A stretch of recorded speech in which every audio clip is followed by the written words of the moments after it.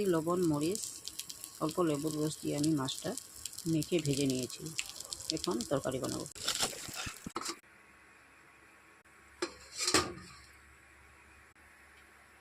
কড়াইতে তেল গরম হয়ে গেছে, আমি এখন পেঁয়াজ দিয়ে দেবো।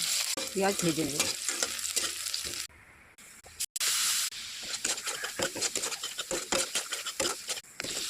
বেগুন আমি কেটে ভালো করে ধুয়ে নিয়েছি, এখন ভেজে নেব। বেগুন আমি ভালো করে ভেজে নেব। লবণ স্বাদ মতো দিয়ে দেব।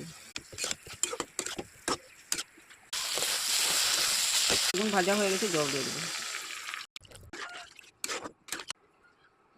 জল ফুটে গেছে, এখন মাছ দিয়ে দেব।